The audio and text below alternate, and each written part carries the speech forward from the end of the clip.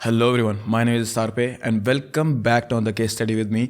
और ये इस साल की आखिरी वीडियो है। 2023 is over now guys and hopefully आप लोगों ने वो सब कुछ अचीव करा इस साल जो आप अचीव करना चाहते थे। ये आखिरी वीडियो इस साल की, तो ज़्यादा टाइम वेस्ट नहीं करते हैं and let's get into this case. आज हम जिस केस की बात कर रहे हैं वो पुणे महाराष्ट्र से है और ये केस 1977 से 1978 तक हुआ था। तो ये जो केस था ये 12 से 14 महीने तक चला था। इस केस के बारे में ज़्यादा इंट्रो देके कोई फायदा नहीं है क्योंकि you need to know about each and every step that happened in this case. So let's learn a little more about today's case revolving around Joshi Abhyankar's family murder.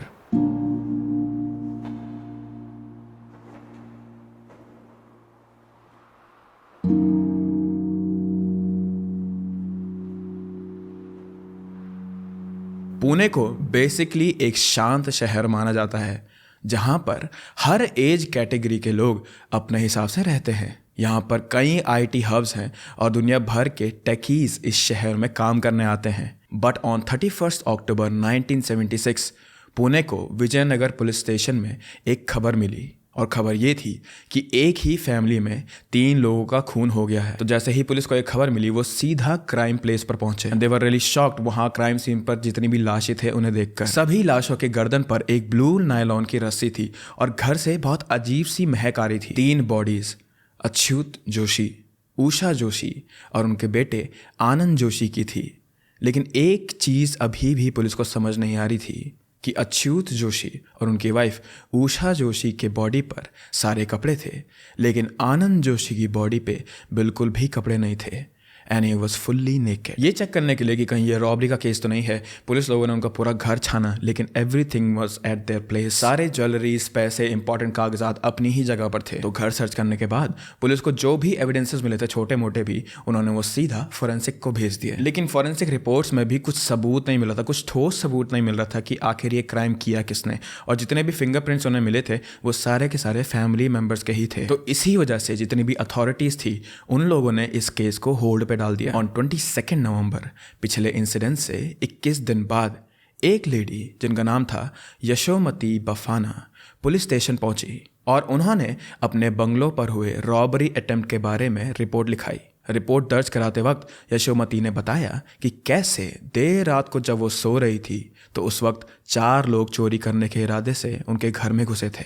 But इससे पहले कि वो चोरी करते उनको वहां पर काम कर रहे 2 गार्ड्स ने देख लिया था और उसके बाद वो चारों के चारों वहां से भाग गए। जब यशोमती ये कंप्लेंट लिखा रही थी तो उन्होंने बताया कि उन 4 लोगों ने मास्क पहने थे इसलिए वो उन्हें पहचान नहीं पाई, पर उनमें से एक उनका मेन लीडर था क्योंकि जब वो भाग रहे थे तो बाकी सारे लोग उनको बॉस बॉस करके चिल्लाते हुए बोल रहे थे। तो after knowing all of these things FIR दर्ज हुई लेकिन किसी ने भी उसे 21 दिन पहले हुए जो जोशी परिवार का मर्डर हुआ था उससे लिंक नहीं करा and that was police biggest mistake. ये केस हुआ था 1970s में, तो उस समय किसी भी क्रिमिनल को ऐसे ट्रेस करना इतनी आम बात नहीं थी। There were no CCTV cameras और इतनी ज़्यादा हाई एडवांस टेक्नोलॉजी नहीं थी उस टाइम पे, तो ज़्यादातर लोग भाग ही जाते थे केसेस से। करीब 1 हफ्ते बाद ऑन 1 दिसंबर 1976 पुलिस को एक और खबर मिली कि पुणे में स्थित भंडारगर रोड के एक बंगलो स्मृति पर एक और फैमिली का मर्डर हुआ है। जैसे ही पुलिस को ये जानकारी मिली वो वहां तुरंत क्राइम सीन पर पहुंच गए and they were again shocked कि इस बार भी मारने का तरीका सेम है। उस दिन रात के करीब 8 बजे काशीनाथ शास्त्री अभयंकर अपने परिवार के साथ पुणे के अपने स्मृति बंगलो में रहते थे। Smriti is a name of bungalow guys. Kashinath ji Sanskrit के स्कॉलर थे और बड़ी सीधी सादी जिंदगी जीने में विश्वास रखते थे। वो अपने परिवार से बड़ा प्यार करते थे। उनके परिवार में 6 लोग थे। उनकी बीवी इंदिराबाई, उनका बेटा गजानन और बहू हीराबाई, उनकी पोती जूही जो 20 साल की थी और उनका 19 साल का पोता Dhananjay. And eight the and उनके घर में एक मेड भी थी जिनका नाम था सक्कूबाई। गजानन और हीराबाई खाना खाने के लिए बाहर गए थे, इसीलिए परिवार के बाकी लोग जल्दी खाना खा के बैठे ही थे उस समय कि अचानक उनके घर की घंटी बजी। धनंजय दरवाज़ा खोलने के लिए एकदम तेजी से उठा क्योंकि उसे लगा उसके मम्मी पापा डिनर करके वापस आ गए हैं। लेकिन जैसे ही उसने दरवाज़ा खोला चोरों की गैंग में से एक ने उसके मुंह में कपड़ा डाल दिया ताकि वो चिल्ला ना सके। उसके हाथ बांधे और ज़बरदस्ती घर में एंट्री की। उन चोरों ने सभी घर वालों को एक तरफा बिठाया, उनके मुंह में कपड़ा डाला उनके हाथ पैर बांधे और नायलॉन की ब्लू रस्सी से उन सभी का एक एक कर गला घोट कर मर्डर कर दिया, सिर्फ एक को छोड़ के, और वो थी जूही। सबको मारने के बाद उन चारों ने जूही को कपड़े निकालने के लिए कहा और घर में जहां भी कोई कीमती सामान हो, जैसे कि सोने के गहने, पैसे एटसेट्रा, वो बताने के लिए कहा। I think this tactic was to scare her and make her feel uncomfortable, ताकि वो सारी की सारी इंफॉर्मेशन जल्दी जल्दी बोल दे और घर से बाहर ना भाग पाए। और कपड़े ना होने की वजह से जूही के पास और कोई चॉइस भी नहीं थी। वो 4 स्ट्रेंजर्स के आगे खड़ी थी इन अ वेरी वल्नरेबल सिचुएशन। वो उन स्ट्रेंजर्स के सामने खड़ी थी जिन्होंने बस कुछ ही देर पहले उसके परिवार के लोगों की हत्या कर दी थी। जूही ने घबरा के उन्हें वो सारी जगह बताई जहां कीमती सामान था, ये सोच के कि अगर उन्हें सोना और पैसा मिल जाएगा तो शायद वो लोग जूही को कुछ नहीं करेंगे। लेकिन जैसे ही चोरों को सारा सामान मिल गया, उन्होंने जूही को भी उसी तरह मार डाला जैसे कि उसके परिवार को मारा था। So these 4 people, they came to their house for robbery, but they also killed their whole family. And again, घर से एक बहुत ही अजीब सी स्मेल आ रही थी। बॉडीज आइडेंटिफाई करी गई और उसके बाद पता चला कि ये बॉडीज काशीनाथ शास्त्री अभयंकर एंड उनकी वाइफ इंदिराबाई की है। इसके साथ साथ उनकी मेड सखूबी और ग्रैंडसन धनंजय और ग्रैंड डॉटर जूही की भी बॉडीज वहां पर थी। पुलिस ने एक चीज नोटिस करी कि काशीनाथ अभयंकर की पोती जूही, उनकी बॉडी पर एक भी कपड़ा नहीं था, वैसे ही जैसे जोशी फैमिली के आनंद जोशी की बॉडी पर कपड़े नहीं थे। तो इस बार पुलिस ने रिस्क ना लेते हुए फॉरेंसिक टीम को ही उनके बंगलों पे बुला दिया, but again they did not find any evidence. इसके बाद police they followed there protocol and उन्होंने सारी की सारी बॉडीज को पोस्टमार्टम के लिए भेज दिया एंड वो लोग मर्डरर को ढूंढने लग गए। इस खबर के बारे में दूसरे दिन जब लोगों को पता चला तो वो लोग काफी डरने लगे और उस दिन शाम होने के बाद लोग बाजार तक जाना बंद कर चुके थे। Because it was the matter of their safety now, तो लोग अपने साथ चाकू या फिर कुछ भी औजार लेके जा रहे थे ताकि अगर कुछ भी हो उनके साथ तो वो अपने आप को प्रोटेक्ट कर सकें। पूरे पुणे शहर में अलर्ट जारी की गई। बेसिकली इस पर्टिकुलर इंसिडेंट के बाद पुलिस और CRPF के जवानों को पूरे पुणे शहर में पेट्रोलिंग के लिए लगा दिया गया था। शहर के चप्पे चप्पे पर पुलिस और CRPF के लोग तैनात थे। अब हर उस इंसान और हर गाड़ी की चेकिंग की जाने लगी थी जिस पर थोड़ा सा भी शक था पुलिस को। पर यह करने के बावजूद भी पुलिस के हाथ या फिर फॉरेंसिक के हाथ ना तो कोई आदमी आया और ना ही कोई सबूत। So on 24 March 1977 Abhyankar family की डेथ से ऑलमोस्ट 4 महीने बाद पुलिस को फिर से एक इन्फो मिली कि पुणे के बंद गार्डन के पास मूलामुथा रिवर के किनारे एक आदमी की डेड बॉडी पड़ी है। जब पुलिस क्राइम सीन पर पहुंची तो उन्होंने देखा कि इस बार एक बॉडी पानी में तैर रही थी जिसे एक आयरन लैडर से बांधा गया था। जब उस डेड बॉडी की तलाशी की गई तो उसकी जेब से एक ID कार्ड मिला जो कि गीला होने के कारण थोड़ा खराब हो गया था, बट स्टिल उस पर बड़े बड़े लेटर में अभिनव कला महाविद्यालय लिखा हुआ था। जब पुलिस ने उस ID कार्ड को अच्छे से चेक करा तो उस पर अनिल गोखले लिखा था। अब पुलिस को ये बात समझ आ गई थी कि मरने वाले का नाम अनिल गोखले है और वो अभिनव काला का स्टूडेंट है। इस केस को उस वक्त इंस्पेक्टर मानिक राव लीड कर रहे थे और जब उनकी नज़र उस लाश के गर्दन पर पड़ी तो उन्होंने नोटिस करा कि उसे भी एक ब्लू कलर की नायलॉन की रस्सी से बांधकर मारा गया था। पर जब उन्होंने उस रस्सी में लगी नॉट को ध्यान से देखा तो फंदे की नॉट बिल्कुल ही वैसे थी जैसे जोशी अभयंकर परिवार में मरने वाले लोगों की थी, which meant the pattern of tying the knot was exactly same. अब इंस्पेक्टर मानिक राव को ये कंफर्म हो गया था कि मारने वाला एक ही आदमी है या फिर एक ही गैंग है। And it wasn't a big clue, but this was some evidence to lead their inspection. ये सब कुछ होने के बाद पुलिस तुरंत अभिनव काला महाविद्यालय पहुंच गई जहां अनिल गोखले जो मर गया था वो पढ़ाई करता था। वहां पहुंचने के बाद पुलिस ने ये पता लगाने की कोशिश करी कि लास्ट टाइम अनिल को लोगों ने कहां पर और किसके साथ देखा था। तो उन्हें एक स्टूडेंट मिला जिसने बताया कि अनिल गोखले को आखिरी बार राजेंद्र जकाल के साथ उसकी बाइक पर बैठा देखा गया था। कोइंसिडेंटली राजेंद्र जकाल भी उस वक्त महाविद्यालय में ही था और पुलिस ने उसे उसी वक्त उठाकर इन्वेस्टिगेशन के लिए पुलिस स्टेशन ले जाना सही समझा। थाने पहुंचने के बाद, बिकॉज उस टाइम पे पुलिस पे बहुत ज़्यादा प्रेशर था, तो थाने पहुंचने के सीधा बाद राजेंद्र से इन्वेस्टिगेशन शुरू हो गई थी और उन्होंने ये पूछना स्टार्ट करा राजेंद्र से कि अनिल के मरने से एक दिन पहले वो कहाँ था। तो उसने बताया कि वो अपने 3 दोस्त दिलीप, शांताराम और मुनावर के साथ ही था। उसके बाद पुलिस ने उसके बाकी तीनों दोस्तों को भी इन्वेस्टिगेशन के लिए बुलाया और चारों को अलग अलग बैठाकर पूछताछ शुरू करने लगे लोग। लेकिन इन चारों की जो स्टेटमेंट थी आखिरी दिन की, वो एक दूसरे से बिल्कुल अलग थी, which can only mean one thing, कि ये सब कुछ ना कुछ छुपा रहे हैं। जब पुलिस ने उन पे और प्रेशर डाला तो राजेंद्र ने पुलिस को बताया कि उसे लगता है कि शायद अनिल और प्रकाश के मर्डर के बीच कोई ना कोई कनेक्शन है, क्योंकि वो दोनों ही अभिनव कला महाविद्यालय के स्टूडेंट थे। प्रकाश का नाम सुनकर पुलिस थोड़ा शॉक हो गई थी, क्योंकि जनवरी 1976 से मार्च 1977 के बीच टोटल 9 लोगों का मर्डर हो चुका था, लेकिन मरने वालों में प्रकाश हेगड़े का नाम तो नहीं था। अब पुलिस प्रकाश की इन्फो लेने के लिए उनके घर पे चली गई, जहां पे उन्हें उनके फादर सुंदर हेगड़े मिले। There are a lot of names in this case, so hopefully you are not getting confuse over here. पर प्रकाश के फादर सुंदर ने उन्हें बताया कि प्रकाश तो पिछले 1 साल से गायब है, और प्रकाश के गायब होने के कुछ दिनों बाद उनके फादर को एक नोट मिला था जिसमें उसने खुद ये लिखा था कि मैं अपनी मर्जी से घर छोड़ के जा रहा हूँ और मुझे 1 लाख रुपए की जरूरत है। तो बेटा अगर अपनी मर्जी से घर छोड़ के गया तो पुलिस क्या ही बोलती उस बारे में। लेकिन प्रकाश के पापा सुंदर ने एक अजीब सी बात बताई पुलिस को। उन्होंने पुलिस को बताया कि घर में सभी लोग प्रकाश को देवदास बुलाते थे, और जब भी प्रकाश पहले लेटर लिखता था तो वो अपना नाम, अपना एलियस देवदास ही लिखता था। लेकिन जो लेटर प्रकाश के डैड को मिला था उसमें उसने अपना नाम देवदास नहीं बल्कि प्रकाश हेगड़े लिखा था। जब प्रकाश गायब हुआ था तो उसके पापा गए थे उसकी रिपोर्ट निकालने के लिए, लेकिन पुलिस ने कहा कि बेटा अपनी मर्जी से गया है, ना कि किडनैप हुआ है, तो उन्होंने उसके केस को वहीं पे छोड़ दिया था। उस समय पुलिस को लगा कि बेटा अपनी मर्जी से गया है, घर में लड़ाई करने के बाद गया होगा शायद से, तो कुछ दिनों बाद अपने आप ही वापस आ जाएगा, बट दैट नेवर हैपेंड। अब पुलिस के दिमाग में ये था कि जब प्रकाश 1 साल से गायब है तो राजेंद्र को कैसे पता कि प्रकाश का मर्डर हो चुका है। प्रकाश के डैड के द्वारा करी गई 1 साल पहले की रिपोर्ट भी पुलिस ने निकाली थी टू कंफर्म कि ये सच बोल रहे हैं कि नहीं बोल रहे हैं, एंड वाज ट्रू, वो कंप्लेंट वहाँ थी। तो इसको कैसे पता कि प्रकाश नाम का कोई आदमी भी है इस दुनिया में? This could only mean one thing, कि या तो राजेंद्र इन सारे के सारे मर्डर्स के पीछे है, या फिर इसे कोई ऐसी बात पता है जो ये पुलिस को पूरा नहीं बता रहा। But this was an enough evidence to arrest him. उसके बाद पुलिस ने इन चारों दोस्तों पर नजर रखने के लिए पुलिस वालों को लगा दिया, और साथ ही वो उन चारों के फोन्स को टैप करने लगे। And by phones here I don't mean cell phone, घर वाले जो फोन होते हैं उस टाइम पे वो।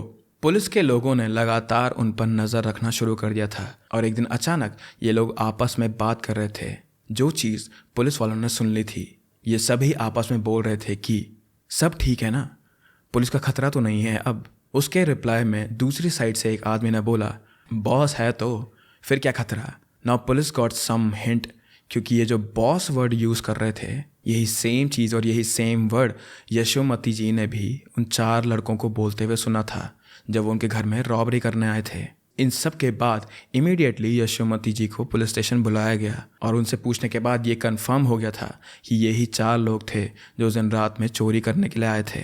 बट स्टिल अभी तक एक स्ट्रॉन्ग सबूत नहीं मिला था जिससे ये चारों अरेस्ट हो जाते या फिर मर्डर से लिंक हो जाते।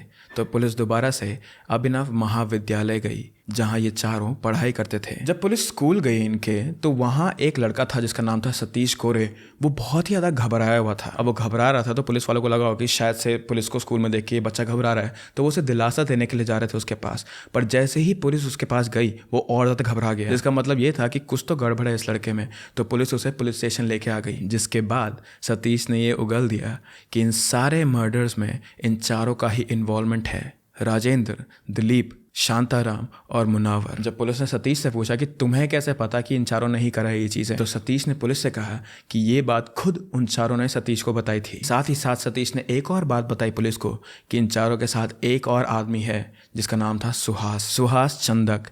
एक और नया नाम आ गया था पुलिस के पास। तो जैसे ही पुलिस को नाम मिले थे वो हर एक आदमी को उठा के ले आ रहे थे, तो सुहास को भी नहीं छोड़ा उन्होंने। और थाने में सुहास को लाने के बाद उन्होंने कहा कि तू चुपचाप अपना क्राइम कन्फेस कर दे, नहीं तो हम तुम्हें बहुत बुरी तरह मानेंगे। क्राइम एक्सेप्ट कर लेते हो तो तुम्हें कम सजा होगी, नहीं करोगे तो हमेशा के लिए जेल में रहोगे। तो ये बातें सुनकर सुहास डर गया और उसने पुलिस की मदद करने के लिए हाँ बोल दी, और उसने एक एक करके हर एक बात पुलिस को बताना शुरू कर दिया था।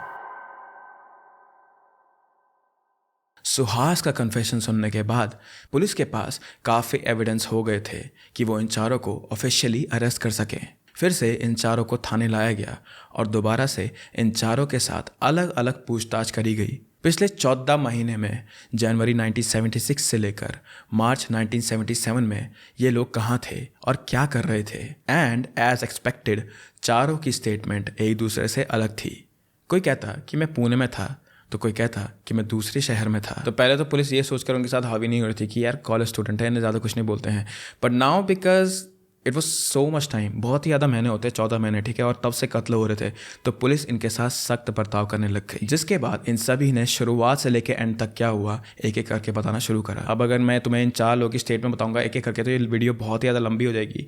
पर इन शॉर्ट कहानी ये है कि ये चारों अभिनव काला महाविश्वविद्यालय के स्टूडेंट थे। कॉलेज डेज से ही इन्हें पढ़ने लिखने में कोई दिलचस्पी नहीं थी, बल्कि ये लोग रोज दारू पीते थे और कॉलेज आने जाने वाली हर लड़कियों को छेड़ते थे। अपार्ट फ्रॉम दिस इनका रोज किसी ना किसी के साथ झगड़ा हो जाता था, तो इनका जीवन पूरा अय्याशी वाला ही था। पर क्योंकि ये चारों मिडिल क्लास या फिर पुअर फैमिली को बिलोंग करते थे, तो रोज अय्याशी करना, दारू पीना, ये सब उनके लिए अब मुश्किल हो रहा था। इसीलिए पैसे जुटाने के लिए इन चारों ने छोटी मोटी चोरी करना शुरू कर दिया था। तो पहले ये लोग क्या करते कि कॉलेज के बाहर खड़ी हुई साइकिल को उठाकर ले जाकर बेच देते थे, या फिर कभी कभी ये पुराने वाले जो स्कूटर नहीं होते थे चेतक, उनमें से किसी का तेल चुरा लेते थे। और ऐसे करते करते दे कलेक्टेड मनी और ये सारा का सारा पैसा ये लगाते दारू में। पर एक दिन अचानक पता नहीं इन चारों को क्या हुआ एंड दे थॉट कि छोटी मोटी चोरियां बहुत हो गई है। तो इन चारों ने सोचा कि हम एक बड़ा प्लान बनाते हैं जिसमें हमें बड़े अमाउंट में पैसा मिलेगा, हमारा 1 साल कट जाएगा उसमें। हम क्या करेंगे, लोगों को उठाएंगे, उनके घर वालों से पैसे मांगेंगे और फिर उस आदमी को भी मार देंगे। और इस प्रोसेस में, इस प्लान में इनका पहला शिकार था प्रकाश हेगड़े। अब इन चारों ने प्रकाश को किडनैप करने के लिए अपने ही कॉलेज के एक फ्रेंड सुहास को कांटेक्ट करा। इन चारों का कहना था कि सुहास ने 15 जनवरी 1976 को प्रकाश को किसी बहाने रोड पर बुलाया, जहां ये 4 एक कार में बैठे थे। फिर इन चारों ने मिलकर प्रकाश को किडनैप करा और उसे थ्रेटन करा कि एक लेटर लिख और उसमें 1 लाख रुपए अपने घर वाले से मंगवा।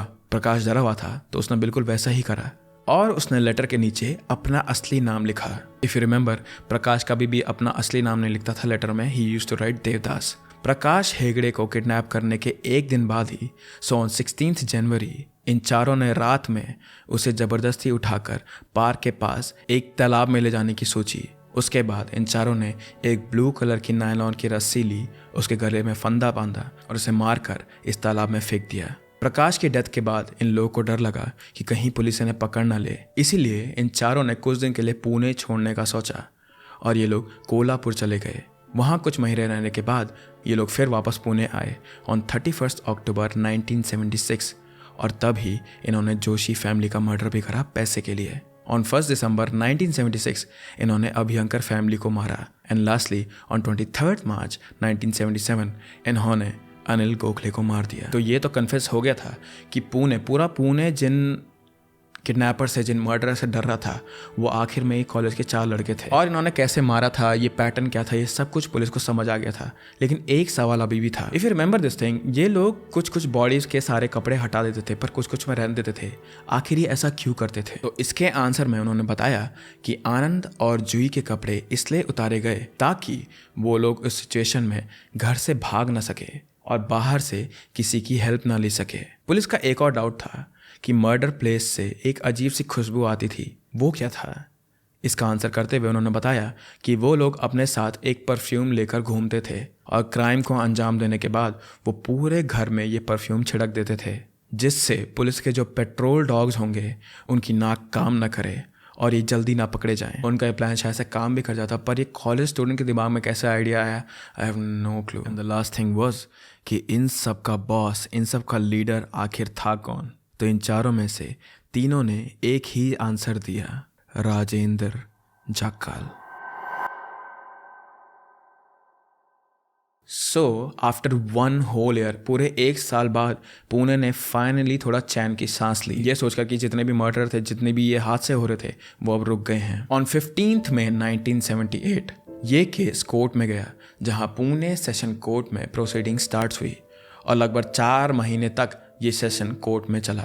Finally on 28 September 1978 Pune session court ने इन चारों को डेथ सेंटेंस सुना दी, बट ऑब्वियसली इस डिसीजन पर अक्यूज्ड हैप्पी नहीं थे, इसीलिए उन्होंने बॉम्बे हाई कोर्ट में इसकी अपील करी। 6 अप्रैल 1979 को मुंबई हाई कोर्ट ने लोअर कोर्ट के वर्डिक्ट को ग्रीन फ्लैग दिखाया और कहा कि इनको फांसी होगी। But the accused were not happy again.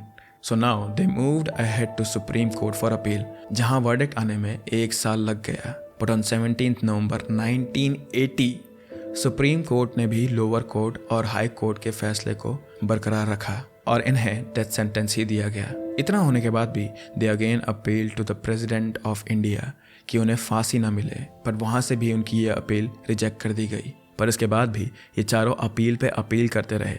इतना कुछ होने के बाद इस मामले को और देर करने के लिए अक्यूज ने कोर्ट से अपील करी कि उन्हें फांसी देकर ना मारा जाए, क्योंकि फंदे से लटकने पर मौत काफ़ी पेनफुल होती है और इसीलिए उन्हें चेयर पर बैठा के इलेक्ट्रिक शॉक देकर मार दिया जाए. All 4 of them they knew that they were going to die, पर स्टिल ये लोग डिले करते रहे. लेकिन ये चीज़ और डिले ना हो तो पुणे के कुछ बिजनेस टाइकून्स, नामचीन लोग और भी बहुत सारे डॉक्टर्स साथ में आए, जिन्होंने साथ में एक लेटर लिखवाया और ये लेटर कोर्ट में पेश करा गया. इस लेटर में ये लिखा था कि फांसी वाली मौत से तकलीफ कम होती है as compare to death on electric chair, और उसमें सारे डॉक्टर्स ने साइन करा था. And finally this was the last thing that they could have done to save themselves. पर इतना सब कुछ होने के बावजूद भी आखिर में 6 साल बाद चारों को, दिलीप सुतार, शांताराम, राजेंद्र और मुनावर को 27 नवंबर 1983 में पुणे के येरवाड़ा जेल में फांसी पर ही लटकाया गया था. कोर्ट प्रोसीडिंग से तुम्हें पता ही है इंडिया में कैसे होती है, कितने सालों निकल जाते हैं लोगों को. पर स्टिल सारे एविडेंस होने के बाद भी इन लोगों को 6 साल लग गए आखिरी फैसला सुनाने में. That really does speak volumes to be honest. But at the end इसी के साथ जोशी अभ्यंकर का केस और इस साल की आखिरी वीडियो यहीं पे समाप्त होती है. Again I hope that you guys achieved everything that you wanted this year, because I certainly did, and I have a lot more to achieve and a lot more to grow next year also. Hopefully आप लोग भी अगले साल मेरे साथ यहीं पे होंगे. But till then I hope that you guys are happy and I hope that you guys are healthy. Please keep your loved ones very close to you guys and I will see you next year. Bye bye.